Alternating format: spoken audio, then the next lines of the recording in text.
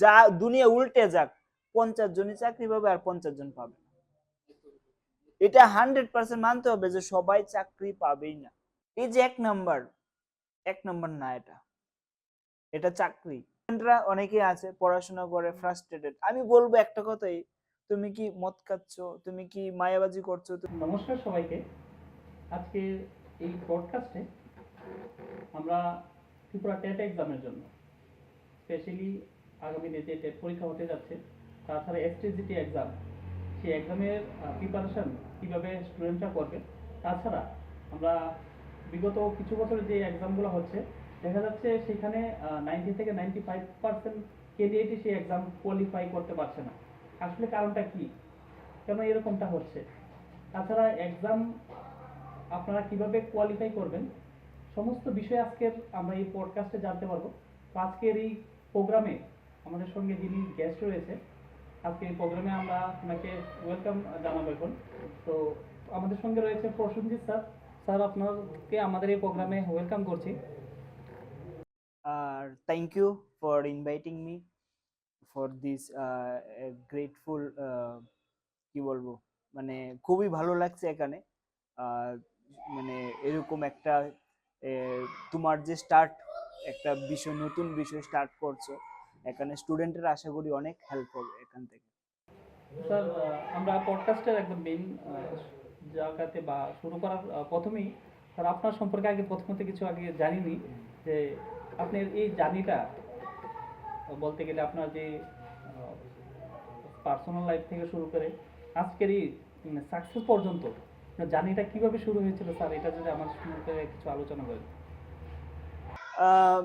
এটা যদি আমি বলি, মানে প্রথম আমার লাইফে এত আপস এন্ড ডাউন আমি দেখেছি, যেটা মানে সহ্য করার মতো ছিল না। এরকম আমি আপস এন্ড ডাউন দেখেছি। তো এটা শুরু হয় অ্যাকচুয়ালি আমি নিজে জবের জন্য প্রিপারেশন করছিলাম।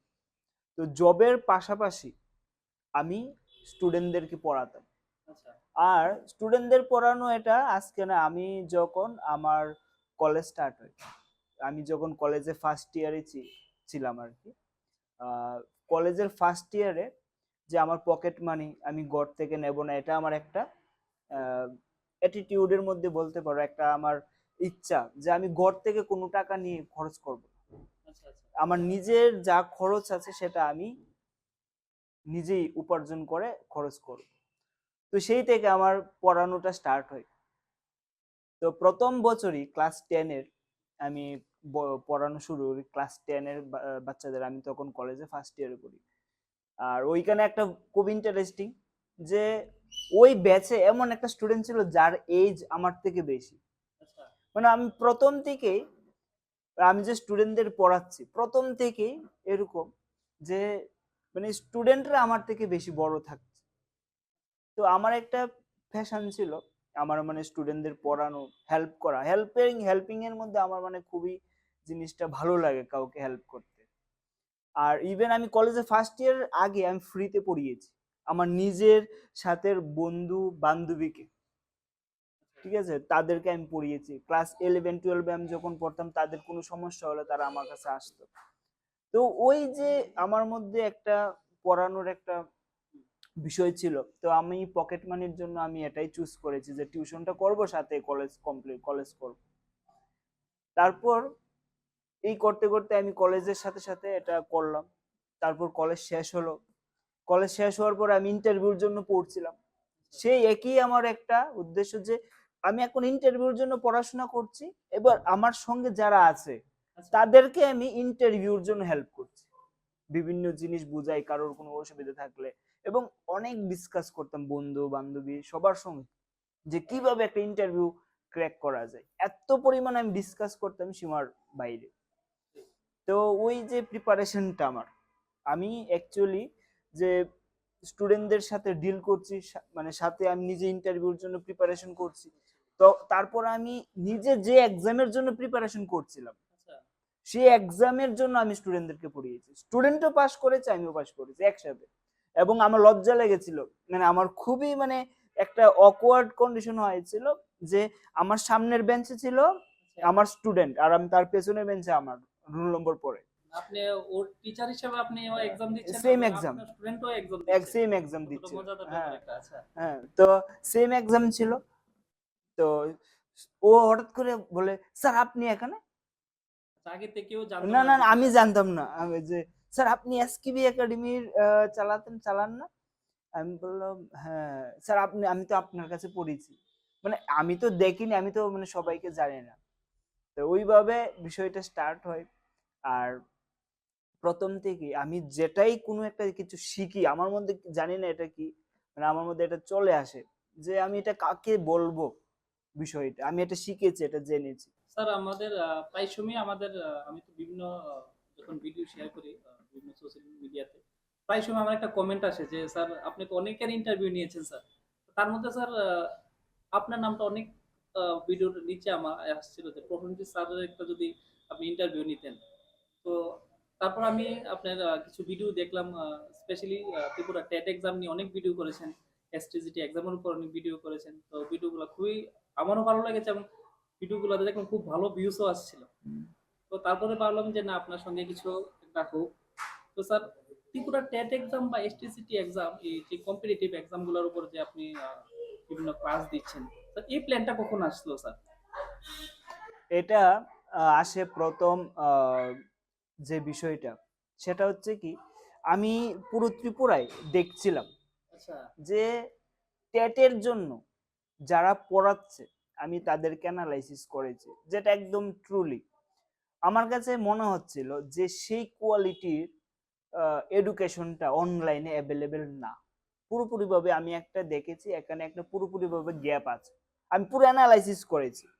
আমি ক্লাস 11-12 এর ফিজিক্স পড়াতাম, ঠিক আছে, প্রথমে তো 11-12 ফিজিক্স পড়াতে পড়াতে আমি দেখেছি কি এখানে একটা সম্পূর্ণভাবে ব্ল্যাঙ্ক একটা গ্যাপ আছে।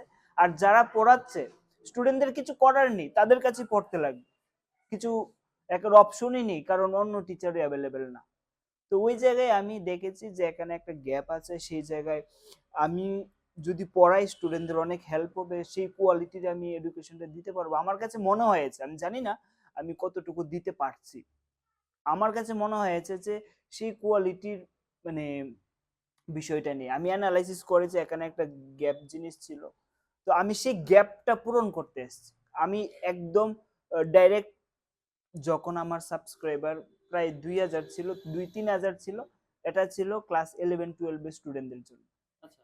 ঠিক আছে। তারপরে আমার যে নিজের এক্সাম ছিল, সেই এক্সামের জন্য টিপিএসসি, সেই এক্সামের জন্য ছিল সেই আমার চ্যানেল। এখানে কিন্তু টেটেরও বিষয় ছিল না, এসটিজিটির প্রথম বিষয় ছিল। অবস্থায় যেরকম মানে 2000 থেকে 3000 সাবস্ক্রাইবার ছিল, হ্যাঁ ওই হ্যাঁ হ্যাঁ, সময়ের কথা ওই বলছেন? সময় আমার টেটের ব্যাপারেও কিছু ছিল না, এসটিজিটির ব্যাপারেও কিছু ছিল না।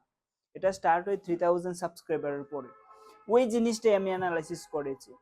তারপর আমি একটা বাড়িতে আমি পড়াতে যাই, একটা বাড়িতে আমি একটা রুম নেই ভাড়া, যেখানে আমি 11-12 এর স্টুডেন্টদের পড়াবো। ওই বাড়ির মালিকের ছেলে আমার কাছে এসে বলে, দাদা তুমি আমার এই সাবজেক্টের এই অঙ্কটা আমার একটু বুঝিয়ে দাও। আমি টেটের প্রথম যে বিষয়টা দেখি, যে টেটের কোশ্চেন ফার্স্ট টাইম লাইফে যে দেখি, ওই যে ছেলেটা, ওই যে আমার যে ঘর ভাড়া যে নিয়েছি মালিক, ওই মালিকের ছেলে আমাকে যখন টেটের কোশ্চেন দেখে, ওই প্রথম আমি টেটের কোশ্চেন দেখেছি, দেখে আমি 10 মিনিটে 30টা অঙ্ক করে দিয়ে এসেছি। আমি এটা আনসার হবে, এটা আনসার হবে, এটার আনসার হবে। 10 থেকে 15 মিনিট সময় লেগেছে, অঙ্কগুলি আমি করে দিয়ে এসেছি। আমি বললাম এত ইজি টেটের কোশ্চেন, আর ও এত খুশি হয়েছে, ওকে আমি পড়াতাম। আচ্ছা। তো ওইভাবে আমার টেটের বিষয়টা স্টার্ট হয়। আর এখানে আরেকটা কারণ আছে, ওকে পড়াতে গিয়ে আমি আরো অ্যানালাইসিস করেছি, দেখেছি যে টেটের জন্য অনলাইন আর কে কে আছে, কে কে কি পড়াচ্ছে। তখন আমি দেখলাম কি টেটের তো এখানে ভালো কোয়ালিটি এমন কিছু নেই, তাহলে আমি এখানে একটা কোয়ালিটি কিছু একটা প্রোভাইড করতে পারবো। তা স্টুডেন্টদের কাছে অপশন থাকা দরকার যে এটা নেব না ওইটা নেব, কম্পেয়ার করতে পারে যেন। কম্পেয়ার যাতে করতে পারে কোনটা ভালো কোনটা নেই। যদি একটা জিনিসই থাকে তাহলে তো স্টুডেন্ট কম্পেয়ার করার এখানে অপশনই নেই। তো কম্পিটিশন থাকা দরকার, সবার এখানে চেষ্টা করা দরকার আমার মনে হয়। তো ওইভাবে আমি এখানে এটা শুরু করি আর কি। স্যার, বিশেষ করে আমাদের ভিউয়ার্স যারা, তোমাদের এই আজকের এই ভিডিওটা যারা দেখছে। তো আমার অনেক আগে থেকেই ভিডিওতে এরকম অনেক কমেন্ট আসছিল স্যার, যেহেতু 2025 এক্সাম গেল, Tripura TET exam, STGT exam আগামী কিছুদিনের মধ্যেই আছে।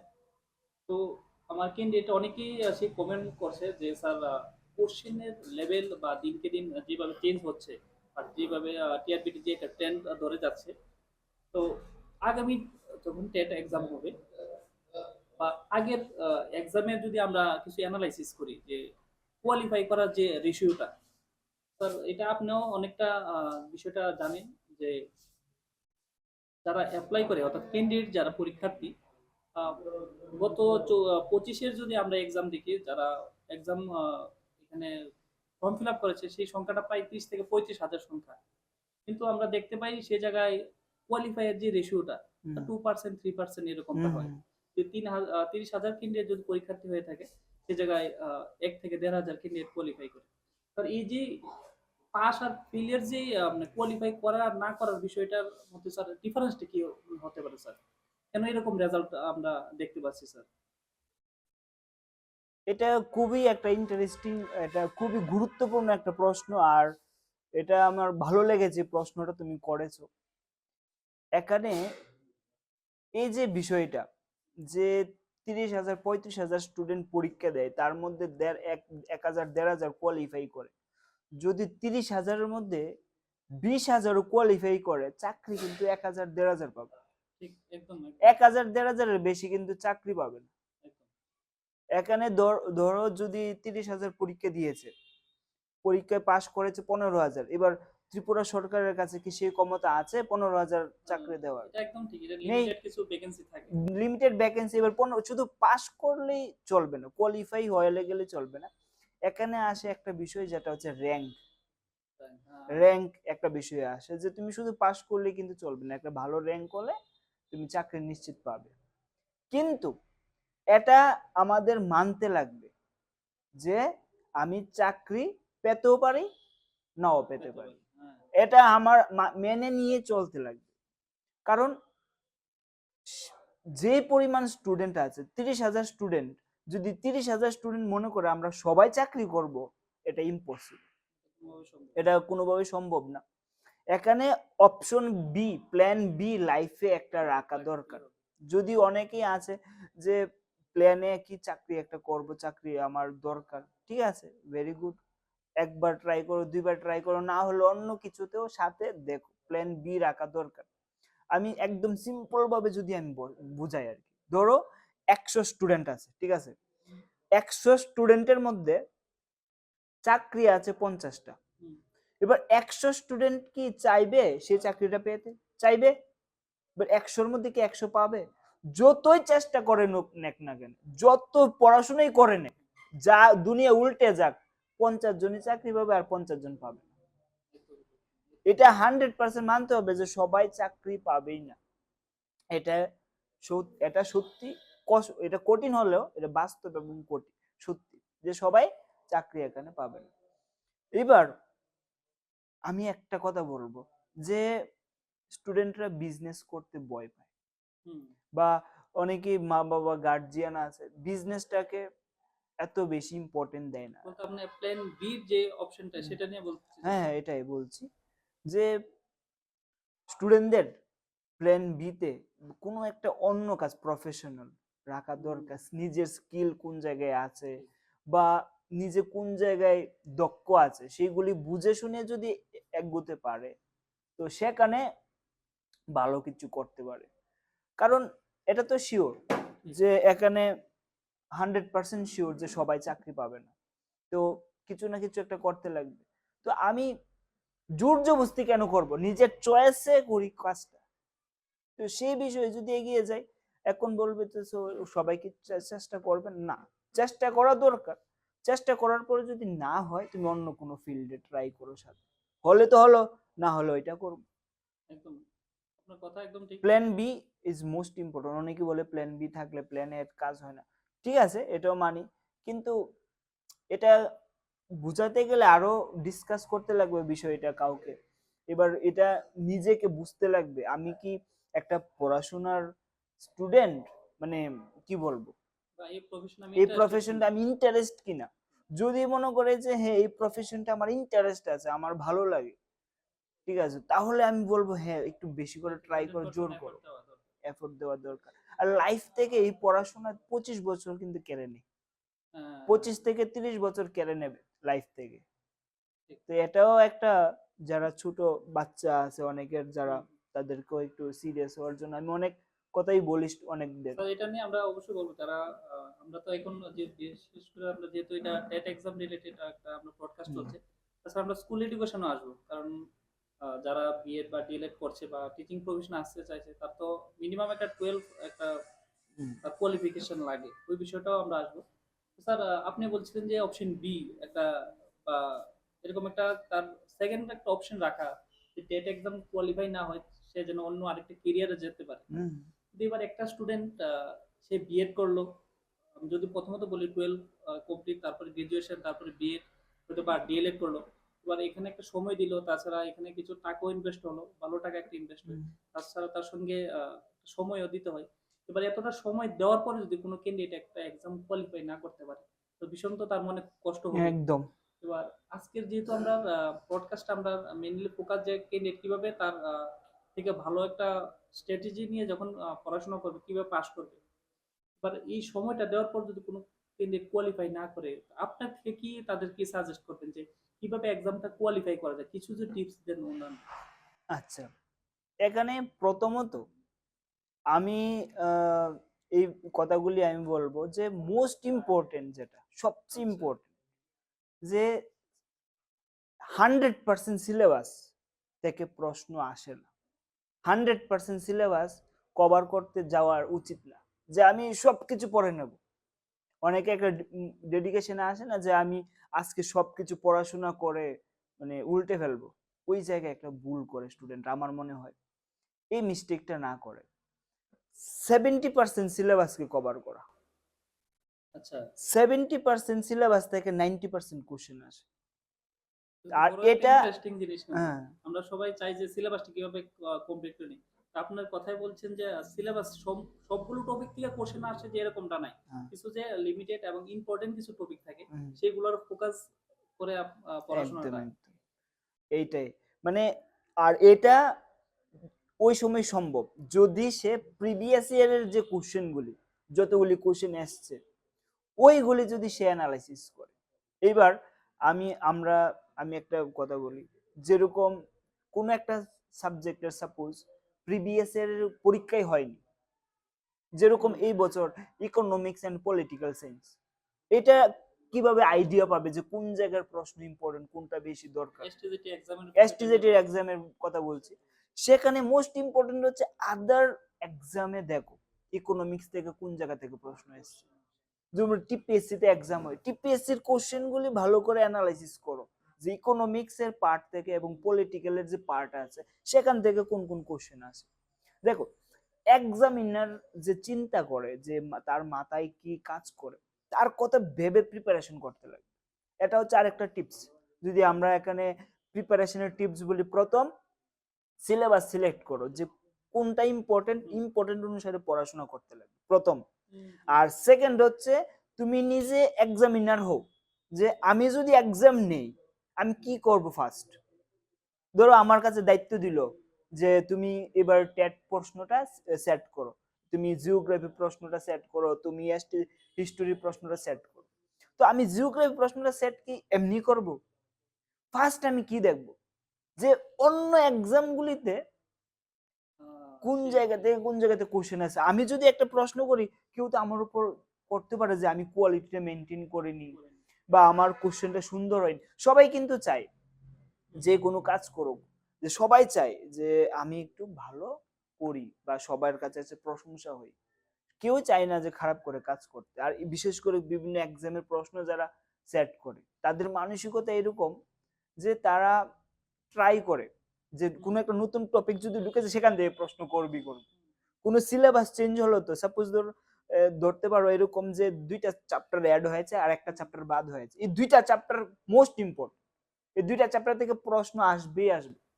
এটাও বলতে মানে এক ধরনের এটা টেকনিকই। টেকনিক বলতে এক্সামিনার, তুমি নিজে যদি এক্সামিনার হও বলতে তুমি যদি কোশ্চেন সেট করো, তুমি কি ভাববে? আমি প্রত্যেকটা স্টুডেন্টকে বলবো যে নিজেকে আগে বুঝা, বা নিজেকে একটা এক্সামিনার হিসেবে ভাবা, ভেবে তুমি চিন্তা করো যে তুমি কি করবে তুমি যদি একটা এক্সামের প্রশ্ন সেট করো। কারণ দেখো, এসটিজিটি টেট পরীক্ষা যারা পড়ায়, যারা পরীক্ষা দেবে, প্রত্যেকে কিন্তু টিউশন করায়। হ্যাঁ, তো টিউশন করায় মানে স্টুডেন্টদেরকে পড়াচ্ছে, তুমি তাদেরকে এক্সাম নেওয়ার সময় তোমার মাথায় কি কি চলে, সেম জিনিসটা তাদের মাথায় চলে, সেম বিষয়টা। যে প্রশ্নপত্র সেটআপ করে হ্যাঁ, ওনাদের পয়েন্ট অফ ভিউটা কি, তারা কিভাবে চিন্তা করে, যদি কোশ্চেন ডিফিকাল্ট করার কথা বলে তারা কি করবে। তো এক্সামিনার কিভাবে চিন্তা করছে সেটা যদি তুমি একবার ধরে নিতে পারো, তাহলে তো কোশ্চেন ইজি হয়ে যাবে। তো আরেকটা বিষয় আমরা এবার টেট 1 এবং টেট 2 এবার একটু পার্ট করে যাচ্ছি, কারণ আমাদের ডিমান্ড এই কোশ্চেনগুলোই বেশি আসে। তো টেট 1 এর ক্ষেত্রে এবং টেট 2 এর ক্ষেত্রে, আমরা টেট 2 এর ক্ষেত্রে যে ক্যান্ডিডেটরা দেখি, টেট 2 এক্সামটা মোটামুটি ভালো রেশিওতে কোয়ালিফাই করতে পারে। তো টেট 1 যেটা ইউজিটি সকালে 1 to 5 এর শিক্ষক নিয়োগ হয়, কিন্তু তুলনামূলক দেখা যায় যে টেট 1 এর সিলেবাসটা অনেকটা ইজি, প্রশ্নপত্র ইজি হওয়ার কথা বা ইজি হয়, কিন্তু সেই জায়গায় টেট 2 এর তুলনায় টেট 1 এর ক্যান্ডিডেট কম কোয়ালিফাই করে। এটা কি বিষয়, কিভাবে দেখছেন আপনি? এখানে আমি বলবো এটা বিশেষ কিছু না। এটার কারণ হচ্ছে একটাই যে যারা টেট 2 পরীক্ষা দেয় ওইখানে মেজরিটি অফ স্টুডেন্ট যারা বলবো সেখানে ভালো, মানে এখানে প্রিপারেশন করে, আর মেজরিটি অফ স্টুডেন্ট কি তারা গ্রাজুয়েট, ঠিক আছে। তো ওই কারণে এখানে যারা 12 জাস্ট দিয়েছে, তারা 12 দিয়ে তারা ডিএলএড করে, তারপরে তারা টেট 1 এক্সামে বসতে পারে। তো এখানে এটা একটা ফ্যাক্টর আমার মনে হয়, যে এখানে স্টুডেন্ট টু স্টুডেন্ট ভেরি করে, ওইখানে ক্যান্ডিডেটও বেশি। যেরকম টেট 2 তে বসে বেশি পরিমাণ স্টুডেন্ট, টেট 1 এ কম স্টুডেন্ট বসে, ওই কারণে এটা। স্যার আরেকটা বিষয়, আপনি প্রথমে বলেছিলেন যে আপনার ম্যাথের বিষয়ে আপনার খুব ইন্টারেস্ট। এবার টেট 1 এ যদি আমরা একটু আসি, টেট 1 এর ক্ষেত্রে ম্যাথ একটা সাবজেক্ট রয়েছে। এবার যারা আর্টস এর স্টুডেন্ট আছে, তো ওনারা কিন্তু এই ম্যাথের সাবজেক্টে অনেক সমস্যায় তারা সম্মুখীন হচ্ছে। এবার তাদের জন্য কিছু যদি বলেন, যে আর্টস এর স্টুডেন্টরা এই টেট 1 এর যে ম্যাথ গুলো আছে খুব ভালো লেভেলের ম্যাথ, একদম একদম কারণ এটা হয়তোবা 1 to 5 এর টিচার নিয়োগ করছে, কিন্তু এক্সামের যে কোশ্চেনটা দেখা যাচ্ছে যে 11 12 যে বোর্ড এক্সামে যেরকম লেভেল, একদম সেরকম লেভেল ধরে কোশ্চেন। আমি আমি কথায় তোমাকে কাট করবো একটু। আমি নিজে যখন এই 2025-এর আচ্ছা। এই কোশ্চেন গুলি সলভ করি বসে, যে স্টুডেন্টদেরকে আমি সলিউশন দেব, টেট 1 এর কোশ্চেনটা সলভ করতে আমার লেগেছে 40 মিনিট, 40 থেকে 45 মিনিট টেট 1 এর কোশ্চেন গুলি সলভ করতে, আমার 30টা কোশ্চেন সলভ করতে, যে কোনটার আনসার কি হবে। আর টেট 2 এর আনসার করতে আমার লেগেছে 25 মিনিট। সেটা তো 25 মিনিট সময়ে টেট 2 এরটা কমপ্লিট, আর 40 থেকে 45 মিনিট লেগেছে টেট 1 এর। মানে এরকম আমি বলবো যে রাফ ওয়ার্ক যে করেছে, রাফ ওয়ার্কেও অনেক বেশি করতে লাগে এই টেট 1 এর মধ্যে। টেট 2 এর মধ্যে দেখেছি অনেক বিষয় একটু রাফ ওয়ার্ক থাকে, টেট 2 এর মধ্যে একটু কঠিন প্রশ্ন আসে, তারপরেও কম সময়ের মধ্যে করা যায় টেট 1 আর টেট 2। আর সেই জায়গায় এখানে হচ্ছে কি আর্টসের স্টুডেন্টরা, যারা আর্টসের স্টুডেন্ট, আমি তাদেরকে স্পেশালি রেকমেন্ড করি তোমরা টেট 1 কে ফোকাস না করে টেট 2 কে ফোকাস করো। দেখো, আমার একটা পার্সোনাল ভিউ, এটা কেউ নিবে না নিবে এটা আমি জানি না, এটা যার যার মতন করে নেবে, কিন্তু আমার একটা পার্সোনাল ওপিনিয়ন, এটা কেউ যদি নিতে চায় নিবে, না নিলে তাদের ইচ্ছা, এটা আমি বলছি না এটা করো। বাট আমার আমি উপদেশ যদি আমি দিতে চাই যে স্টুডেন্টদেরকে, যে তোমরা যদি আর্টসের স্টুডেন্ট হয়ে থাকো, টেট 1 কে ছেড়ে টেট 2 তে দাও। প্রথমত ফেসিলিটি ভালো, সেকেন্ড হচ্ছে কি সে আপার প্রাইমারিতে চাকরি করবে, থার্ড হচ্ছে সে একটা কোয়ালিফাই করার চান্সটা এখানে বেশি হবে, স্যালারিটা বেশি, সবকিছুতেই ভালো। ইভেন ওইখানে ম্যাথমেটিক্সটা তার প্রবলেম করছে না, ইংলিশ, বেঙ্গলি, চাইল্ড ডেভেলপমেন্ট আর সোশ্যাল স্টাডিজ, আমি বলবো সেখানে সে ভালো করার চান্স বেশি। কারণ ম্যাথমেটিক্স তার দুর্বল একটা সাবজেক্ট, কিন্তু 2-3 মার্কে পরীক্ষায় পিছিয়ে যায়। তো সেই যে টেট 2 আর্টসে যদি থাকে, তার তো কোনো দুর্বলতা জায়গা নেই, শুধু পরিশ্রম করা। স্যার এর মধ্যে আরেকটা কোশ্চেন এসেছিল স্যার, যেরকম টেট 2 এর বিষয়টা জেনে আপনি আসলেন, ওইখানে দেখা গেল অনেক ক্যান্ডিডেট তারা চাইছে যে এখানে আর্টস এবং সায়েন্সের একটা ভাগ থাকে টেট 2 এর ক্ষেত্রে। হ্যাঁ এবার কিছু কিছু স্টুডেন্ট সায়েন্সের তারা চাচ্ছে যে আর্টস এর দিকে আসবে কিনা, আর্টস এর স্ট্রিমে এসে পরীক্ষাটা দিবে কিনা। কারণ একটাই কারণ, টেট 2 এর ক্ষেত্রে আর্টস এর যে সময়টা এবং সায়েন্সের ক্ষেত্রে সময়টা ঠিক, কিন্তু সাবজেক্টের ক্ষেত্রে কিছু ডিফারেন্স রয়েছে। যেরকম টেট 2 এর ক্ষেত্রে কিছু সায়েন্সের পার্টে যেরকম ম্যাথমেটিক্স রয়েছে, হ্যাঁ সায়েন্সের পার্ট আছে, কিন্তু এসএসটির ক্ষেত্রে সেখানে ইতিহাস, ভূগোল বা পলিটিক্যাল সায়েন্স রয়েছে। এবার কোশ্চেন যখন সলভ করতে যাই, এবার দেখা যাচ্ছে আর্টসের স্টুডেন্টরা সেই জায়গায় যেহেতু 2.5 ঘন্টার সময়, সেই জায়গায় 2 ঘন্টার মধ্যে তারা কোশ্চেন সলভ করে নিতে পারছে। কিন্তু যখন সায়েন্সের পার্টে আসছে ওনারা, সায়েন্সের স্টুডেন্টরা, কারণ ম্যাথমেটিক্স এর পার্টে অনেক ক্যালকুলেশনের ব্যাপার। ক্যালকুলেশন ব্যাপার এবার আছে। এই বিষয়টা কিভাবে দেখবেন? কারণ একই এক্সাম এবং পোস্টও মোটামুটি একই থাকে, চাকরি পাওয়ার যে যে এপ্লাই করবে, যে কোয়ালিফাই করবে সে হুম। চাকরি পেয়ে যাবে। কিন্তু এইবার একই এক্সাম, কিন্তু সাবজেক্ট আলাদা আলাদা হওয়াতে সেখানে ক্যান্ডিডেট অনেকটা পিছিয়ে যাচ্ছে আর্টস থেকে সায়েন্স তারা। এটা কিভাবে দেখবে? এটা তো আমি বলবো এখানে অপশন আছে, ঠিক আছে, স্টুডেন্টদের কাছে, যে সে সায়েন্সের স্টুডেন্ট হলে কি হয়েছে, সে আর্টস থেকে পরীক্ষা দিতে পারবে। তার যদি মনে হয় যে আমি সায়েন্স থেকে ক্যাপেবল না, ইজিলি চুজ করো তুমি আর্টস থেকে পরীক্ষা দেও। আমি শুধু শুধু এত পরিশ্রম করার কি দরকার। এই এই বছর কিছু স্টুডেন্টের কথা আমি শুনেছি, এসটিজিটি, তাদের কে জানি বলেছে, আমাকে ফোন করে করে তারা বলে যে স্যার আমি বায়ো সায়েন্স থেকে পরীক্ষা দিচ্ছি কেন, ফিউচারে যাতে কোনো প্রবলেম না হয়। তারা চিন্তা করছে আমি আজকের দিনে তো আমি আর্টস থেকে এসটিজিটি পরীক্ষা দিয়ে দিলাম, পরবর্তী সময় যদি কোনো প্রবলেম হয়, আর প্রবলেম হবে, এরকম তাদের মনে ধারণা। অনেক স্টুডেন্ট আজকে এসটিজিটি সায়েন্স ব্যাকগ্রাউন্ড থেকে পরীক্ষা দিচ্ছে শুধু একটা ভয়ের কারণে, সামনের দিনে নি কোনো প্রবলেম আসে। আমি একটা কথাই বলছি যে নোটিফিকেশন তো ক্লিয়ার, যে relevant any subject, irrelevant any subject তুমি পরীক্ষা দিতে পারো। তাহলে এখানে ভয় কিসের, এখানে ইললিগাল কিছু না, তুমি সায়েন্স ব্যাকগ্রাউন্ড হলে আর্টস থেকে দিতে পারবে। ঠিক স্যার, এটা তো একটা এখানে ভয় পেয়ে অনেকগুলি স্টুডেন্ট আছে, তারা আর্টস থেকে পরীক্ষা দিচ্ছে না, তারা সায়েন্স থেকে দিচ্ছে। তার মধ্যে আরো একটা পার্সেন্টেজ স্টুডেন্ট আছে কিরকম, তারা আর্টস থেকে পরীক্ষা দিচ্ছে, মানে সায়েন্স ব্যাকগ্রাউন্ড, তার নোটিফিকেশন দেখেছে যে তারা দিতে পারবে আর্টস থেকে, তারাও ভয় পাচ্ছে। কেন ভয় পাচ্ছে? যে সামনে কোনো প্রবলেম তাদের লাইফে হবে, বা এখন পরীক্ষা দিয়ে কোনো লাভ হবে না, কারণ আমি সায়েন্স ব্যাকগ্রাউন্ড এখন আর্টস থেকে পরীক্ষা দিচ্ছি, সামনে জানি কি হয়, ওই বিষয় নিয়ে ভাবছে।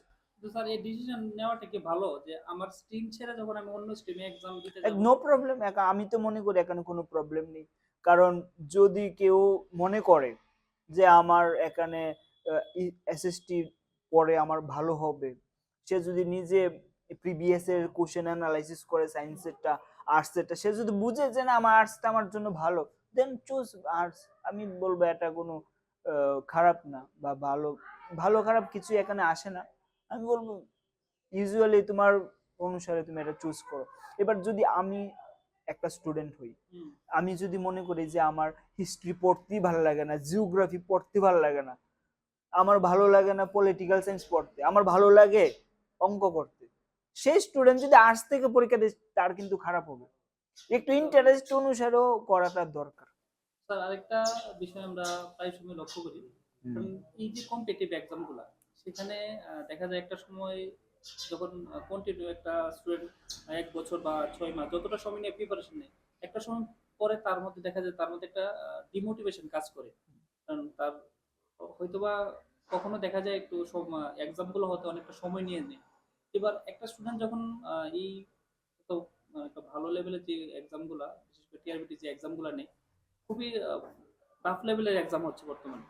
এবার সেই স্টুডেন্টটা কিভাবে তার এই প্রিপারেশনটা কন্টিনিউ করবে? কারণ এখানে একটা মোটিভেশনের ব্যাপার রয়েছে, তাছাড়া একটা ডিসিপ্লিনের একটা ব্যাপার রয়েছে।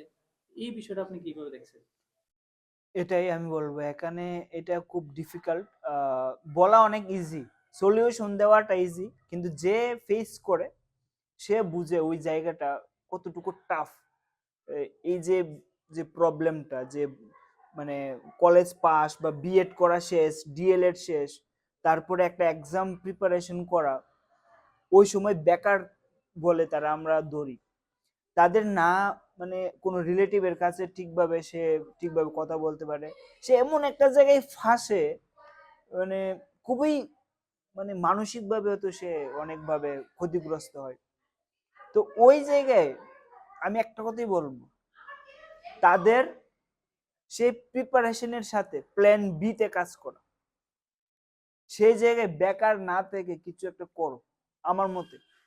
আমার মতে তোমার যখন বিএড চলে বা কলেজ কলেজ রানিং, তখন তোমার টেটের প্রিপারেশন কমপ্লিট হওয়া দরকার। টেটের প্রিপারেশন শুরু করে যখন সে ডিএলএড পাস করে বার হয়, বিএড শেষ করে বার হয়, তারপরে তারা শুরু করে টেটের প্রিপারেশন। আমি বলি যেদিন কেউ ডিএলএড এ ভর্তি হচ্ছে বা বিএড এ ভর্তি হচ্ছে, ওই দিন থেকে প্রিপারেশন স্টার্ট করো, যাতে ডিএলএড বা বিএড শেষ হওয়ার পরে আর একদিনও বসে না লাগতে লাগে যে আমি পরীক্ষা পাস করবো কিনা। একদম জোরদার পরিশ্রম, এক জান লাগিয়ে দেও। যেহেতু বিএড করেছো মানে কি, তুমি টিচারের চাকরি করবে, টেটের প্রিপারেশন করবে, কেন 2 বছর কেন অপেক্ষা করবে? যে আগে টেট, এখন তো আমার টেট বিএডই কমপ্লিট হয়নি বা ডিএলএডই কমপ্লিট হয়নি, এখন প্রিপারেশন করে কি লাভ?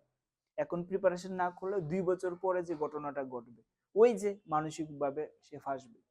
তো ওই যে জায়গাতে যদি না ফাঁসতেছে, তাহলে তার একটা কাজই হয়, কলেজ চলাকালীন তার পড়াশোনা খুব জোরদার করতে হবে টেটের জন্য, এসটিজিটির জন্য। আর যে সময় রানিং চলে ডিএলএড বা বিএড, ওই সময় রানিং অবস্থায় তার পুরো টেটের সিলেবাস কমপ্লিট করা দরকার। তাহলে কি হবে, তার টেট কোয়ালিফাই, অলমোস্ট তার বেকার থাকার এখন চান্সই থাকে না। যেই মাত্র কলেজ শেষ, তার টেট এক্সাম হলে সেখানে সে কোয়ালিফাই হয়ে গেল।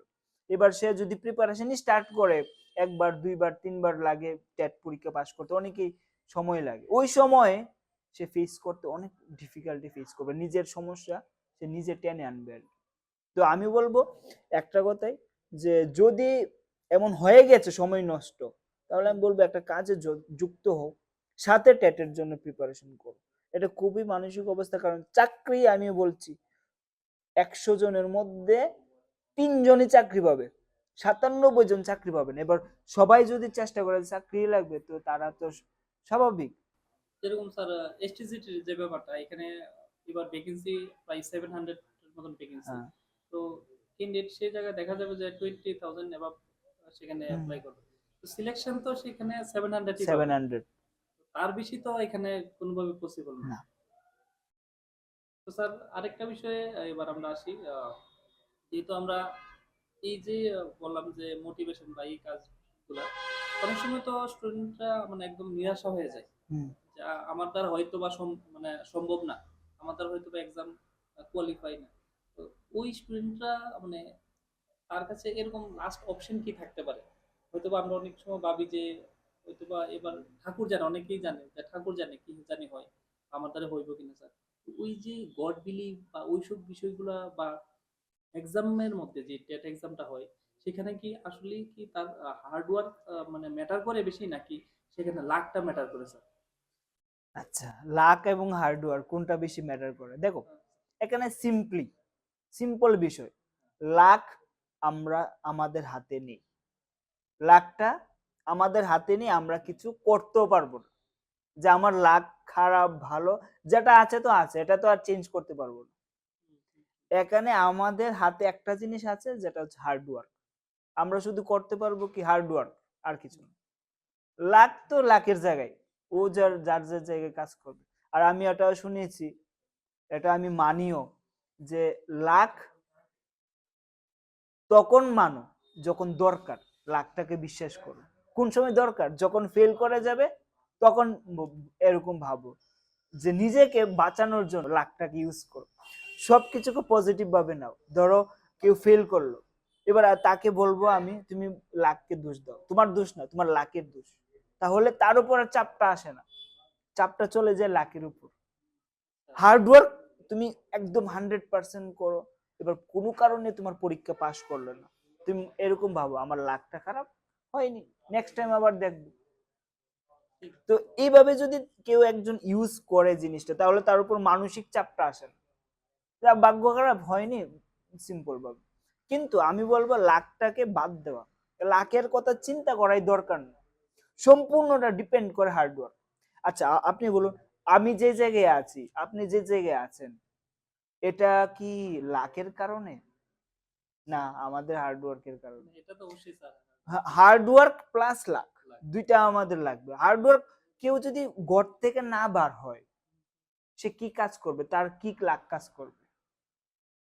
ঘর থেকে হার্ডওয়ার্ক করো, লাক তো পরে ম্যাটারটা আসে। স্যার আমরা টেটের ব্যাপারে একটা মিথ আছে স্যার, অনেকেই বলে স্যার ভাগ্য থাকলে অবশ্যই পাশ করে নিবা। এবার এখানে কথাটা এই কারণে আসে স্যার, টেটের ক্ষেত্রে 83 যারা রিজার্ভ ক্যাটাগরিতে আছে তারা 83 তে কোয়ালিফাই, আর 90 হলো ইউআর ক্যাটাগরি। হ্যাঁ, এবার ক্যান্ডিডেট দেখা যাচ্ছে যে 83 পাচ্ছে, সে কোয়ালিফাই হয়ে গেছে। বাট 82 যে পেয়েছে, এবার তার ক্ষেত্রে কি বলবেন? তার ক্ষেত্রে ভাগ্যটা খারাপ নাকি তার অন্য কোনো কারণে সে 82 এর মধ্যে এসে আটকালো? বা 89 এ যারা এসে, যারা ইউআর ক্যাটাগরিতে, তারা 89 এ 1 মার্কের শর্টেজের লেগে তারা কোয়ালিফাই হতে পারছে না। এবার 90 যখন সে পেয়ে যায়, সে মানে টেট সার্টিফিকেট পেয়ে যায় বা সে যোগ্য একজন শিক্ষক হিসেবে আমরা সবাই সব দিকে সবাই বলি। এবার এই ডিফারেন্সটা কি? 1 মার্কের ব্যাপার কিন্তু ওয়ান স্যার। মার্কের ব্যাপার। এটা নিয়ে কি বলবেন? এটা খুবই একটা ইন্টারেস্টিং কোশ্চেন, মানে খুব গুরুত্বপূর্ণ বিষয়টা আমি বলবো এই কোশ্চেনটা। আর এই কোশ্চেনের উত্তরটা দিতেও আমার ভালো লাগবে। এখানে এই যে এক নাম্বার না, এটা চাকরি। ঠিক। এই এক নাম্বার না। আমি বলি, কোনো একটা স্টুডেন্টের, ধরো 100তে এক্সাম হয়েছে, কোনো একটা স্টুডেন্ট 70 পেতে যে পরিশ্রম করবে, ধরো 10 পরিশ্রম করেছে, একটা মান দিলাম, যে পরিশ্রম করবে একটা স্টুডেন্ট 70 পেতে, 75 পেতে তার ডাবল পরিশ্রম করতে হবে। জানো, 5 নম্বর পেতে আরো ডাবল পরিশ্রম করতে লাগবে।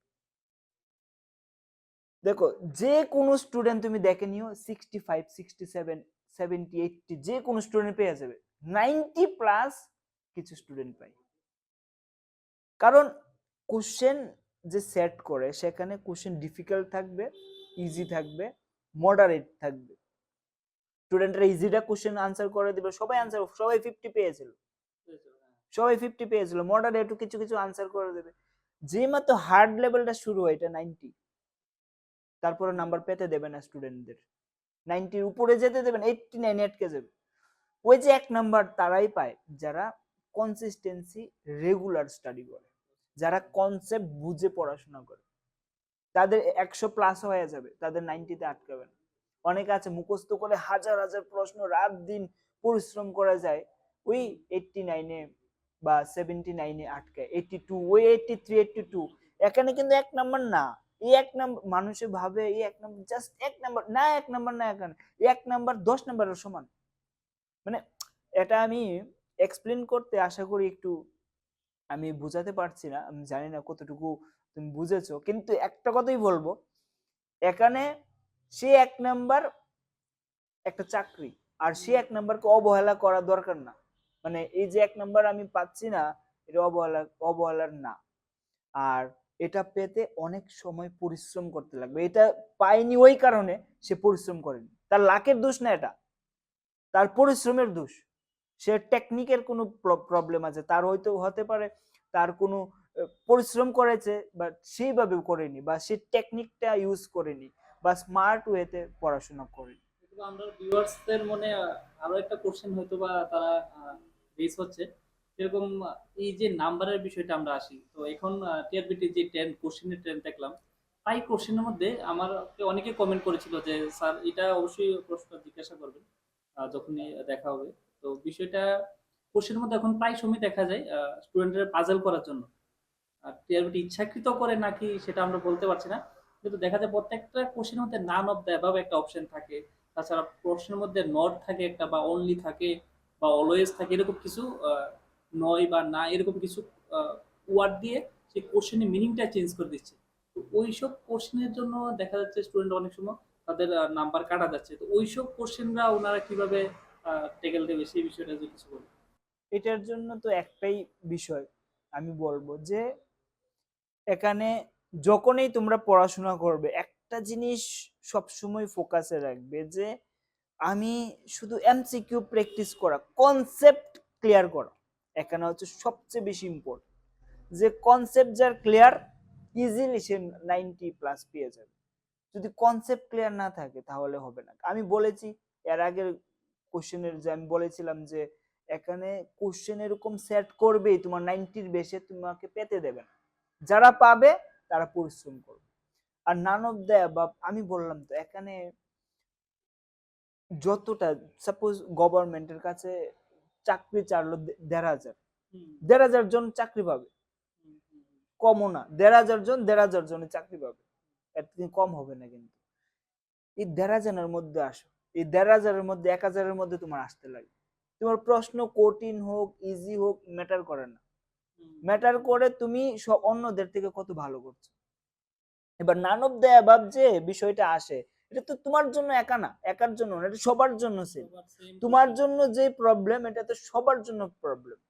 এবার তুমি যদি মনে করো এটা খারাপ হয়েছে, এটা তো সবার জন্য খারাপ হয়েছে। আর এখানে হচ্ছে কম্পিটিশন, যত প্রশ্ন কঠিন হবে আমি মনে করবো যারা স্টুডেন্ট ভালো তাদের জন্য ভালো হয়েছে। কোশ্চেন কঠিন আনসার কারা আনসার করতে পারবে? যারা কনসেপ্টটা বুঝে, যারা ভালো করে পড়াশোনা করেছে তারা আনসার করতে পারবে। যারা সিরিয়াস, অল্প পড়াশোনা করে পাশ করার মতো অবস্থা থাকবে না, যারা সিরিয়াস তারা পাশ করবে। স্যার আপনি একটা কনসেপ্টের ব্যাপারে আসলেন, এবার কনসেপ্ট সিলেবাস অনুযায়ী যে আমরা দেখি, এবার সেই কনসেপ্ট বা প্রত্যেকটা টপিক ধরে পড়তে গেলে মানে কিরকম একটা সময় নিয়ে যদি একটা স্টুডেন্ট পড়াশোনা করে, যে এই টেটের ব্যাপার বলুন বা এসটিজির ব্যাপার বলুন, কিরকম নির্দিষ্ট একটা সময় রাখতে হবে এই বিষয়টার উপর? জান লাগিয়ে দাও নালে ছেড়ে দাও। আমার কথা হচ্ছে একটা, যে হয় জান লাগিয়ে দাও নালে ছেড়ে দাও। যখন ডিএলএড বা বিএড করছে তখনই তুমি জান লাগিয়ে দাও সম্পূর্ণভাবে, যে আমি ডিএলএড বিএড করার পরই যাতে চাকরিটা পেয়ে যায় বা টেট এক্সাম পাস করে যায়, সোজা কথা। যদি এই সময় জান না লাগাতে পারো তাহলে আর লাগাতেও পারবে না। তারপর প্ল্যান এ প্ল্যান বি দুইটা মিলে কাজ করো। কারণ আজকের দিনে যে কম্পিটিশন, যে এটা তো সবার জন্য কথাটা। তুমি যদি মনে করো যে তোমার চাকরি লাগবে তাহলে সবকিছু ভুলে যাও। আর গভর্নমেন্ট জব একটা কথা মাথায় রাখতেই লাগবে, যে সময় লাগবে, সময় লাগবে তোমার নিজের। আমি বলবো আপকামিং ফিউচারের জন্য আমি একটা কথা বলবো, তুমি যদি আপকামিং ফিউচারের চাও যে সবাই কম সময়ে কিছু লাইফে উন্নতি করুক, তাহলে চাকরির পেছনে যাবে না। চাকরি পেতে হলে তোমার 25 ধরে নাও মিনিমাম, 25 বছর, এটা সত্য মানতে হবে। 25 বছর তোমার সময় এখন খাবেই খাবে। 25 বছর পরে যদি তোমার কিছু হয়, এমনও স্টুডেন্ট আছে, আমি এমনও চাকরি পেয়েছে 30, 35, 36 এজে এসে। তো চাকরি, এটা মনে রাখতে লাগবে, গভর্নমেন্ট প্রসেস একটু স্লোই হয়। যারা চাকরি পাবে গভর্নমেন্ট জব, তারা গিয়ে ওই স্কুলে গিয়ে দেখবে, তারা ওইটাই করবে। স্যার যেহেতু এখানে বলছেন যে 25 এর একটা এজের আপনি বিষয়টা বারবার উল্লেখ করছেন, তো বিশেষ করে যারা, যদি আমরা 11-12 এ যদি যারা স্টুডেন্টরা রয়েছে, তাদের কিরকম প্রিপারেশন বা কিরকম ভাবে ওনারা পড়াশোনা করতে, বা কোন ক্যারিয়ারটা ওনাদের জন্য সামনের জন্য অপেক্ষা করছে? কারণ বর্তমান সময়ে যেভাবে ডিজিটালাইজেশন হচ্ছে বা আর্টিফিশিয়াল ইন্টেলিজেন্স থেকে শুরু করে প্রত্যেকটা দিকেই দেখা যাচ্ছে যে মানে একদম ড্রামাটিক্যালি সবকিছু চেঞ্জ হয়ে যাচ্ছে। ওনাদের জন্য আপকামিং বা কি রকম একটা ক্যারিয়ার অপেক্ষা করছে? দেখো, ক্লাস 11-12 পর্যন্ত স্টুডেন্টদের কিন্তু অলমোস্ট সব ম্যাচুরিটি এসে পড়েছে, সব স্কিল। আমার মতে আর কি, একটা স্টুডেন্ট ক্লাস 6-7 থাকতেই না তার গার্জিয়ানের, সে স্টুডেন্টের ইন্টারেস্ট কি, খেলাধুলা, সিঙ্গিং, নাকি কোনো বিজনেস, নাকি কোনো পড়াশোনায়, যদি তার পড়াশোনায় ইন্টারেস্ট থাকে তাকে চাকরির জন্য পড়াও ভালোভাবে, তাকে ওইদিকে এগিয়ে নিয়ে যেতে দাও।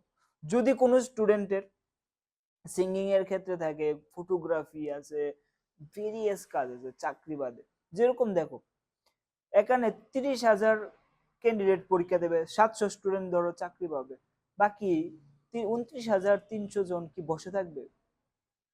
তারাও তো কিছু না কিছু একটা করবে। সে কিছুটা আগে করে নাও, যদি সেই কিছুটা কিন্তু আগেও করতে পারতো। সে কি করে, ওই 30 বছর পার হলো তারপরে কষ্টের সঙ্গে সে রাস্তাটা পারসুই করে। সেটা যদি আগে থেকে করতে পারতো, সে যদি 15 বছর, দেখো 25 বছরে বিলিয়নিয়ার হয়ে যায়, মিলিয়নিয়ার হয়ে যায়, অনেক কিছু করতে পারে। অনেকে তো দেখা যায় স্যার 3-4 বার অ্যাটেম্প দিচ্ছে, 3-4টা অ্যাটেম্প দিয়ে সে কোয়ালিফাই করতে পারছে না। তো তার মধ্যে অবশ্যই কিছু একটা খামতি তো অবশ্যই রয়েছে। এবার আপনি বলছেন স্যার যে অপশন বা প্ল্যান বি ও রাখা দরকার। যখনই ক্যান্ডিডেটের মধ্যে আগের থেকেই স্যার জানা থাকা দরকার যে এই ফিল্ডে আমি সার্ভাইভ করতে পারবো কিনা। হ্যাঁ এটাই তো স্যার বলতে হ্যাঁ চাইছেন। হ্যাঁ তো এই বিষয়টা তো আমরা সম্পূর্ণ ক্লিয়ার হলাম। এবার আমরা একটু এক্সাম ওরিয়েন্টেড কিছু কোশ্চেনে আসি। ঠিক আছে। আমরা ডিমান্ড বেশি এক্সামের উপরই। আ আগামীতে এসটিজিটি এক্সামও আছে। হুম হুম এসটিজিটি এক্সামে দেখা যাচ্ছে এবার সিলেবাসে অনেকটা চেঞ্জেস আসছে। হুম। যেহেতু হিস্ট্রি, জিওগ্রাফি তাছাড়া পলিটিক্যাল, আমি আর্টস হ্যাঁ, স্টুডেন্ট যদি বলি, তাছাড়া ইকোনমিক্স, এখানে নতুন অনেক সাবজেক্ট এখানে অ্যাড এড হয়েছে। হয়েছে। এবার যারা ইকোনমিক্স এর সাবজেক্টটা নতুন, এটা আগে সব স্টুডেন্টরা পড়েনি। না, তো এই সাবজেক্ট বা ইএসটিজিটি যে এক্সাম 150 তে এক্সামের মধ্যে 75 একটা কোয়ালিফাইং একটা মার্ক থাকে। তো একটা ক্যান্ডিডেট 75 প্লাস তাছাড়া ভালো একটা র‍্যাঙ্ক করতে গেলে তাকে কোন বিষয়গুলো মনে রাখতে হবে? এখানে প্রথমত প্রত্যেকটা সাবজেক্টের বুঝতে লাগবে বিষয়টা কি, বোঝা দরকার যে প্রিভিয়াস এর কোশ্চেনগুলি, যে প্রশ্নগুলি আসছে সেগুলো অ্যানালাইসিস করা। এবার হিস্টোরি জিওগ্রাফি তো আগের মতো সেম, তাহলে সেই যে প্রশ্নগুলি আসছে এখন পর্যন্ত সেগুলি ভালোভাবে অ্যানালাইসিস করো, যে কোন কোন টপিকগুলি ইম্পর্টেন্ট, কোন টপিকগুলি থেকে প্রশ্ন আসতে পারে। আর ইকোনমিক্স অ্যান্ড পলিটিক্যাল সায়েন্স, তার জন্য টিপিএসসি, এসএসসি যে বিভিন্ন এক্সামে আসছে সেই কোশ্চেনগুলি ট্রাই করো, সেই কোশ্চেনগুলি ভালো করে অ্যানালাইসিস করো যে এসএসসি এক্সামের মধ্যে এই টপিক থেকে কি আসছে। ঠিক আছে, আজকে আমি প্রমোশনের জন্য আমি কিছু বলবো না, নাহলে বলতাম একটা বিষয়। আহ, এটাই যে আমরা রেডি করে দিয়েছিলাম যে পলিটিক্যাল সায়েন্স এবং ইকোনমিক্স আমরা একদম রেডি রেডি করে রেখেছি, যে তোমার কোথাও যেতে লাগবে না, এসএসসির প্রশ্ন খুঁজতে লাগবে না বা টিপিএসসির কোশ্চেনও খুঁজতে লাগবে না। আমাদের কাছে নোটস আছে, একদম ফ্রি অফ কস্ট আমরা দিয়ে দিচ্ছি স্টুডেন্টদেরকে, একদম ফ্রি। আমাদের হোয়াটসঅ্যাপ গ্রুপের মধ্যে সবাইকে অ্যাভেলেবেল আছে, এটা একদম ফ্রি অফ কস্ট, সবাই এটা পাচ্ছে। তো স্যার এবার হুম। ফিজিক্যাল সায়েন্স যেখানে রয়েছে, তাছাড়া বায়োলজি রয়েছে এসটিজিটির ক্ষেত্রে। তো বায়োলজি বা ফিজিক্যাল সায়েন্সের যে সিলেবাসটা, এখানে অনেক ক্যালকুলেশনের ব্যাপার থাকে। তো ওই সাবজেক্টগুলো কিভাবে ওনারা প্রিপারেশন নেবে, এটা নিয়ে যে কিছু একটা বলেন। সেম আমি এটাই বলবো, সবার আগে প্রিভিয়াস এর কোশ্চেন ভালো করে অ্যানালাইসিস করো, প্রিভিয়াস এর কোশ্চেনগুলো প্রত্যেকটা আনসার করো, প্রত্যেকটা ভালো করে দেখো, তা বুঝে যাবে যে কোন টপিকটা ইম্পর্টেন্ট, কোন টপিকটা বুঝতে হবে, তারপর সেই টপিকটা পড়ো, সিম্পল। এবং সেই 70% সিলেবাসকে টার্গেট করো, পুরো 100% সিলেবাস পড়তে যাবে না, কোনোদিন শেষ হবে না সিলেবাস। আবার অনেক সময় কোনো কোনো স্টুডেন্ট কি করে যে নতুন কিছু পড়তে শুরু করে, নতুন প্রত্যেকদিন নতুন পড়ে, রিভিশনটা করে না। আমি বলবো রিভিশন হচ্ছে সাকসেসের মেইন মন্ত্র, এটা মন্ত্র বলতে পারো, একটা শক্তিশালী হাতিয়ার বলতে পারো। যে অনেক স্টুডেন্ট পড়তে পারে, প্রথম দিকে পড়তে পারবে, কিন্তু রিভিশন জিনিসটা না বোরিং লাগে, সামারাইজ করতে গিয়ে সমস্যা হয়ে যাচ্ছে। রিভিশন করতে গেলে বোরিং লাগে। আর রিভিশনের জন্য একটা স্মার্ট ওয়েও আছে, আমি সেটা শেয়ার করতে চাই। স্মার্ট ওয়েটা হচ্ছে কি, যখনই কোনো কিছু একটা পড়ছি তখন সেই পড়ার সঙ্গে সঙ্গে শর্ট নোট, ছোট ছোট পয়েন্ট। যখন আমি পড়ার প্রথমবার পড়তে আমার কত মিনিট লাগলো, 1 ঘন্টা 60 মিনিট সময় লাগলো, কিন্তু পরের বার পড়তে যেতে 5 মিনিটে সবটা আমি পড়তে পারি। তার জন্য ছোট ছোট পয়েন্ট লেখে লেখে আমার শর্ট নোট যাই পড়লাম সেটাকে শর্ট নোট বানানো, যে এইগুলি এগুলি important topic, hands important note point, তৈরি করা রাখা হ্যান্ডস দরকার। নোট তৈরি করা খুব দরকার। স্যার আরেকটা বিষয় আমরা প্রায় সময়ই দেখি ক্যান্ডিডেটরা প্রিপারেশন ঠিকঠাক রাখে, কিন্তু একটা সময় দেখা যাচ্ছে যে এইসব কম্পিটিটিভ এক্সামের লেগে মক টেস্ট কতটা প্রয়োজন, এটা নিয়ে কি বলবেন, মক টেস্টের ব্যাপারটা নিয়ে? মক টেস্ট তো প্র্যাকটিস, এটা রিভিশনের জন্য খুব হেল্প। কারণ আমি বলছি যে কোনো স্টুডেন্ট পড়াশোনা করতে পারে, প্রথম দিকে পড়াশোনা করে নেবে, শিখে নেবে, কিন্তু একটা পড়ছে আরেকটা ভুলছে, একটা পড়ছে আরেকটা ভুলছে, ভুলা চলবে না। যা পড়ছি সেটা এক্সাম পর্যন্ত যাতে মনে থাকে, সে প্ল্যান মতো পড়তে লাগে। যে আমি আজকে হিস্ট্রি পড়লাম, ঠিক আছে, নেক্সট ডে আমি জিওগ্রাফি পড়লাম, তো ওই যে হিস্টোরি পড়লাম সেটা জিওগ্রাফি পড়ার আগে রিভিশন করো। ঠিক ঠিক হ্যাঁ। এরপরের দিন আমি পলিটিক্যাল সায়েন্স পড়লাম, পলিটিক্যাল সায়েন্স পড়ার আগে জিওগ্রাফিও পড়ো, হিস্টোরিও পড়ো। তারপরের দিন ইকোনমিক্স পড়লাম, ইকোনমিক্স পড়ার আগে তুমি হিস্টোরিও পড়ো, জিওগ্রাফি পড়ো, পলিটিও পড়ো, তারপরে গিয়ে তুমি হিস্টোরি পড়ো। রিভিশন হচ্ছে কি মানে এমন একটা বিষয়, দেখো আমি একদম সিম্পল একটা এক্সাম্পল দিয়ে বলি, যে তুমি তোমার মার নাম ভুলবে কোনোদিন বা বাবার নাম ভুলবে কোনোদিন, কেন? রেগুলার অভ্যাস হয়। তো কোনো একটা কিছু মনে যদি রাখতে চাও পরীক্ষা পর্যন্ত, এটা রেগুলার বারবার অভ্যাস করতে হবে। যে কোনো বিষয় তুমি যদি দেখো যে আমরা কোন জিনিসগুলি মনে রাখতে পারি, হয় এটা লজিক্যাল বা খুব ইন্টারেস্টিং হলে মনে থাকে, এটা খুব কম পয়েন্ট আছে পড়াশোনায় তো নেই এটা। আর একটা জিনিস হচ্ছে বারবার রিপিটেশন। আমরা যে জাতীয় সঙ্গীত ভারতবর্ষে আমরা কোনোদিন শিখেছি, কিন্তু কোনোদিন ভুলবো না, এমন ভাবে শিখেছি এটা বারবার রিভিশন করতে করতে। তো আমি এটাই মানি যে একটা বই 10 বার পড়ো, 10টা বই একবার না পড়ো, এটা আমি বিলিভ করি। আর এই কথার কারণে অনেক স্টুডেন্ট চাকরি পেয়েছে আমার এই কথার জন্য, শুধু বলেছে স্যার আপনি কি পড়িয়েছেন আমি জানি না, স্যার আপনার এই কথার জন্য আমি চাকরি পেয়েছি, এমন আমি কমপ্লিমেন্ট আমি শুনেছি, আমার খুব ভালো লেগেছে কথাটা। যে এই যে কথাটা যে তুমি 10টা বই না পড়ে একটা বই পড়ো, একটা বই বেশি করে পড়ো। যেরকম আমি 100% সিলেবাস পড়ার দরকার নেই, 70% সিলেবাস পড়ো, 70% সিলেবাসকে 10 বার পড়ো। এই পয়েন্টগুলো কিন্তু সচরাচর আমরা কোনোখানে শুনতেও পাই না বা জানলামও না বিষয়টা। আজকে কিন্তু একটা নতুন একটা জিনিস জানতে পারলাম যে সিলেবাস সম্পূর্ণ না পড়ে কিন্তু ভালো একটা মার্ক তোলা যাচ্ছে। হ্যাঁ হ্যাঁ, এটাই সম্পূর্ণটা পড়া দরকার যে যদি পারো, কিন্তু এটা মনে রাখতে লাগবে আমি ততটুকুই পড়বো যতটুকু আমি রিভাইজ করতে পারবো। আমি যদি পড়াশোনা করি আর রিভিশন না দেই, তাহলে কিন্তু পড়া এখানে একদম অযথা, দরকারই নেই। রিভিশন করলে মনেও থাকবে এবং এক্সাম হলে গেলে মনে হবে আর এটা তো পারি। কোশ্চেন দেখতে অনেকে আছে না, টাইম লাগে, কোশ্চেনটা পড়লো তারপর আনসার কোনটা হবে ভাববে, চিন্তা করবে, এলোমেলো হয়ে যায়, আনসার জানে তারপর ভুল করে দিয়ে আসবে। আর রিভিশন যদি ভালো করে করে বারবার করে, তাহলে দেখলি আনসার কারেক্ট এবং সাইকোলজি মানে মাথায় সেট হয়ে যাবে কোন কোশ্চেন আনসার কি হবে। তো আমাদের অজানা ভিউয়ার্সদের মধ্যে কিন্তু অনেক সময় এই কোশ্চেনটা আসে। তো আশা করি এই কোশ্চেনটা তোমরা এই কোশ্চেনের আনসারটা জানতে চাইছো স্যারের কাছ থেকে। স্যার অনেকেই এই কোশ্চেনটা জানতে চান। প্রিপারেশন যেরকম হলো ভালো করলো, কিন্তু দেখা যায় যখন ঠিক পরীক্ষার আগ মুহূর্তে সপ্তাহখানেক ধরলাম বা পরীক্ষার দিন ওভার ধরলাম বা পরীক্ষা যেদিন দেবে সেই এক্সাম হলে এটা দেখেন যে ভালো প্রিপারেশন কিন্তু এক্সাম হলে যাওয়ার পরে তাদের সঙ্গে কি হয়ে যায়, কেউ হয়তো বা নার্ভাস হয়ে যায় বা কিছু একটা ভয় চলে আসে বা পরীক্ষার প্রশ্নপত্র জানা প্রশ্নটা ভুল করে আসছে। এই বিষয়গুলো কিভাবে দেখবেন স্যার? এই প্রায় স্টুডেন্ট কিন্তু এই কিছু কিছু সিলি মিস্টেকের কারণে সেই জায়গায় দেখা যায় 2 মার্ক বা 3 মার্কস এর সেই শর্টেজের জন্য সেই এক্সামটা কোয়ালিফাই করতে পারছে না স্যার। এক্সাম হলের যে এনভায়রনমেন্টটা, এটা অনেকটাই ইম্পর্টেন্ট। এটা একটা খুবই ইম্পর্টেন্ট কোশ্চেন যে এক্সাম হলটা আমরা কিভাবে ফেস করব। এক্সাম হলে মানসিকতা খারাপ হয়, এটার সবচেয়ে বড় কারণ হচ্ছে কি আমরা যেটা পারি সেটাও আনসার করতে যাই, যেটা পারি না সেটাও ট্রাই করি এবং সেটা নিয়ে চিন্তা করি এটার আনসার কি হবে। ওই জায়গায় মাথাটা খারাপ হয়। সিম্পল একটা ফর্মুলা যদি কেউ ফলো করে, সে তার পরীক্ষায় ওই ভুলটা হবেই না, যে তার সিলি মিস্টেক, ছোট ছোট মিস্টেক মানে আনসার ভেবে শুনে জানা শুনে আনসার ভুল করে দিয়ে এসছে। কি হয় আমি বলি, যখনই একটা স্টুডেন্ট প্রথমে 1 নম্বর কোশ্চেনটা দেখলো সে পারেনি, সে পারছে না, তার মধ্যে কিন্তু একটা নেগেটিভিটি চলে আসে।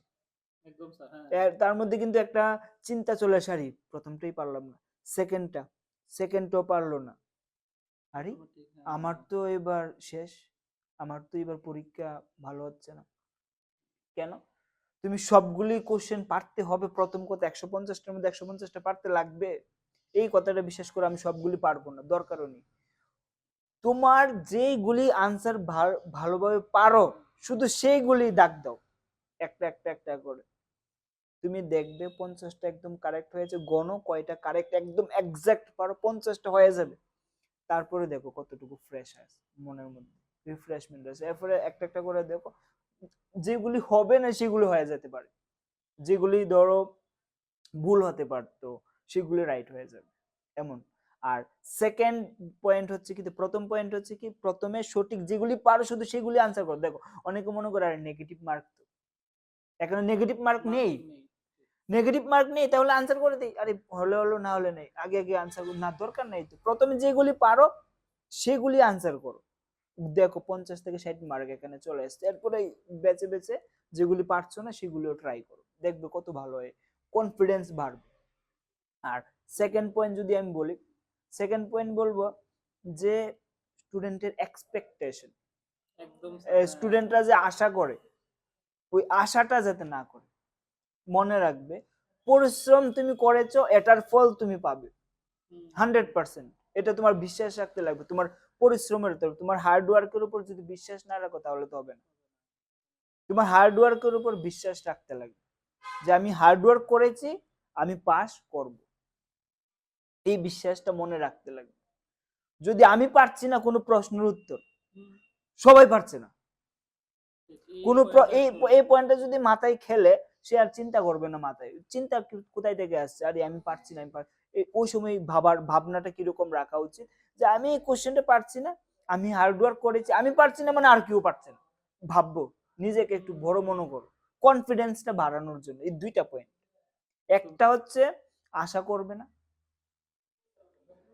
মানে বেশি আমি সবগুলি পারবো, আর যেটা পারছো না তখন মনে রাখবে কোশ্চেনটা কঠিন, আমি পারছি না মানে কেউ পারছে না, একটু নিজেকে একটু মানে হতে পারে কেউ পারে, কিন্তু নিজে নিজে যদি একটা ভাবো, একটা একটা ফেয়ার বা এটা ওভারকাম করা যায়। আর যারা হার্ড ওয়ার্ক করে না তাদের চিন্তা হয় না মাথায়, কারণ তারা তো হার্ড ওয়ার্ক কি করেনি, তারা তো আগেই জানে পরীক্ষা ভালো হবে না, তাদের কোনো চিন্তা হয় না, চিন্তা তাদেরই হয় যারা পরিশ্রম করে আসে, যারা হার্ড ওয়ার্ক করে আসে তাদেরই এই ভুলগুলি করে, চিন্তা করতে করতে যে আমি এত পরিশ্রম করে যে এবার চাকরিটা আমার পেতে লাগবে, আশাও বেশি করে ফেলে, ওই জায়গায় স্টুডেন্টরা কিন্তু মার খায়। দুই তিনটা পয়েন্ট যদি মাথায় রাখে তাহলে এক্সাম হলকে আশা করি ইজিলি। তো আমরা যে প্রসেনজিৎ স্যারের কিছু পার্সোনাল ডিটেলস আমরা জানতে চাইবো, কারণ স্যারের যে আজকের এই দিনে যে জায়গায় স্যারের রয়েছে যে সাকসেস, স্যারের প্রত্যেকটা মানুষের জীবনে তো স্যার একটা ফেলিয়ার থাকে স্যার।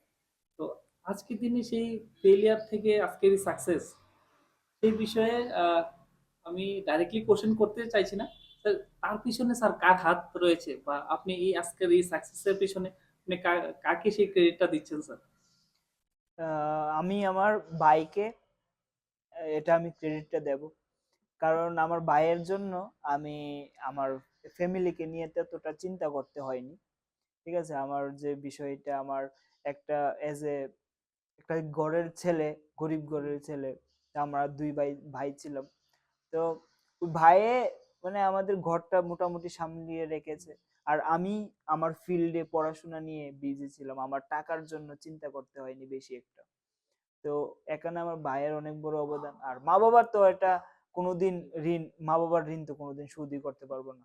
এখানে আমার মা আমার বাবা দুইজনেরই অবদান খুব বেশি, এবং আমি বলবো এই তিনজন পার্সন যদি না থাকতো হতে পারে আমি কিছুই না। একদম স্যার। ঠিক আছে, আমার ভাই, আমার মা, আমার বাবা। স্যার তাছাড়া আরেকটা কোশ্চেন এখানে আমরা তুলতে চাই, হয়তো অনেকেই সেটা জানার চেষ্টাও করবে স্যার।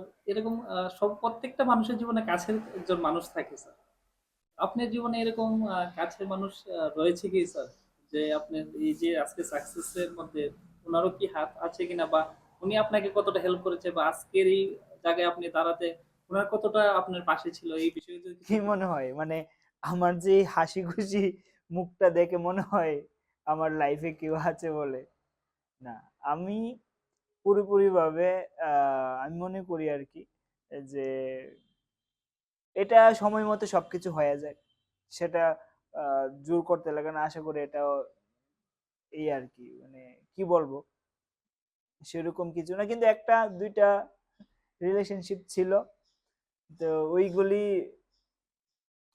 বিভিন্ন কারণে এটা চলতে চলেনি, বা রিলেশনশিপটা আমরা আমার ইচ্ছা চলে যায়, কারণ মানুষ চিনতে আমি ভুল করেছিলাম। ঠিক আছে, তো ওই জায়গায় আমার কিছু ভুল হয়েছে আর কি। তো আজকের দিনে এসে মনে হয় যে স্যার সেই ডিসিশনটা ভুল ছিল, বা যা ডিসিশন নিয়েছিলেন সেটা ঠিক নিয়েছেন স্যার? না, আমি এখানে একটা জিনিসই বলবো যে কোনো ভুল মানুষের সাথে থাকার চেয়ে সিঙ্গেল থাকা ভালো। কোনো একটা ভুল মানুষের সাথে থাকার চেয়ে একটা সিঙ্গেল থাকা অনেক ভালো, অনেক শান্তি, অনেক শান্তি। কোনো একটা ভুল মানুষ তোমার জীবন নষ্ট করে দেবে। একটা ভুল মানুষ যদি তোমার কাছে পরিচয় হয়ে যায়, সে যদি মনে হয় যে ভুল, আমি বলবো দূরে চলে আসো, সিঙ্গেল থাকো, মজাতে থাকো।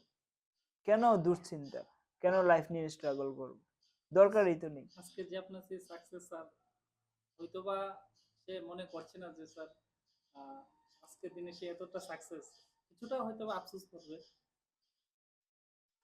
এটা আমি বলতে পারবো না কিরকম কে আছে, আমি কারোর কোনো খবরও নেই না আর জানিও না তাদের কি খবর। এই আর কি। শেষটা এটাই বলছেন যে দো হতে আছে গিলে হতে স্যার। হুম। যা হয় ভালোর জন্য হয়, হ্যাঁ একদম। ঠিক। এবং আমি স্টুডেন্টদেরকে বলবো আরেকটা কথা, যে সবাইকে একটা কথা বলবো, তুমি ইউনিভার্সকে যা দেবে সেটা তুমি ঘুরিয়ে ফেলবে। তুমি যদি কারোর সাথে খারাপ ব্যবহার করো, তুমি অন্যদের থেকে খারাপটা পাবে। হতে পারে সে তোমার সঙ্গে খারাপটা করেনি, কিন্তু অন্য একজন করবে, থার্ড পার্সন।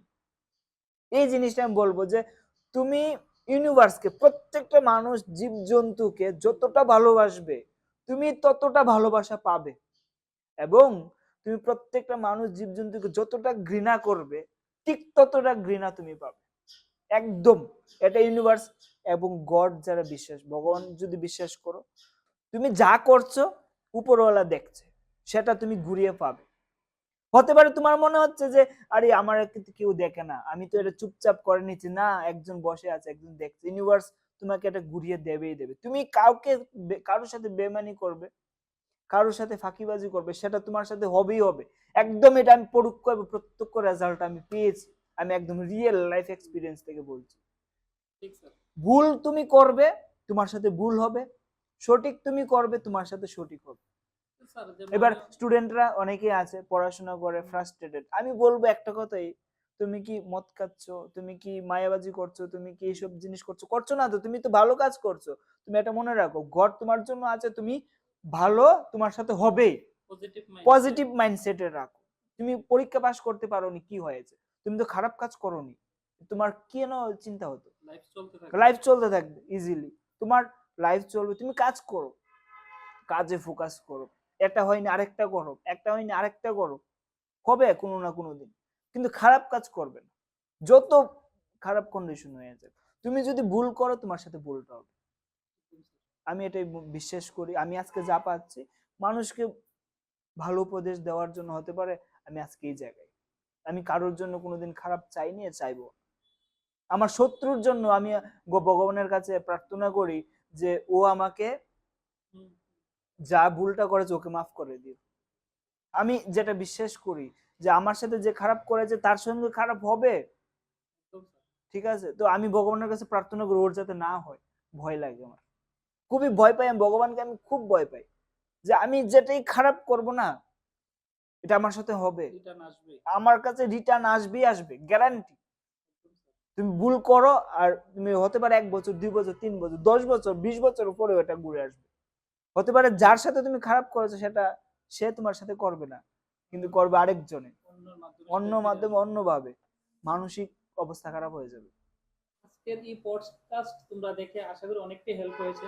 কারণ কি, তোমরা যারা টেট ক্যান্ডিডেট বিশেষ করে পরীক্ষার জন্য প্রস্তুতি নিচ্ছ, আজকের এই যে পডকাস্ট তোমাদের অনেকটাই হেল্প করবে। আর পরবর্তী যদি আরো কিছু কোশ্চেন থাকে অবশ্যই তোমরা কমেন্টে জানাবে যে তোমরা আরো কি জানতে চাও। অবশ্যই আমরা স্যারের সঙ্গে আবার যোগাযোগ করে সেই কোশ্চেনগুলো আনসার দেওয়ার চেষ্টা করবো। অবশ্যই তোমরা পাশে থাকবে আর টিভি স্যার ইউটিউব চ্যানেলকে সাবস্ক্রাইব করবে। আর আমাদের স্যারের চ্যানেলটার নামটা একটু বলার জন্য স্যারকে বলে দেবো, আপনি একটু বলে দিন। SKB academy. তাদের চ্যানেল আপনারা ভিজিট করবেন। দেখা হবে অন্য আরেকটি ভিডিওতে। নমস্কার। নমস্কার।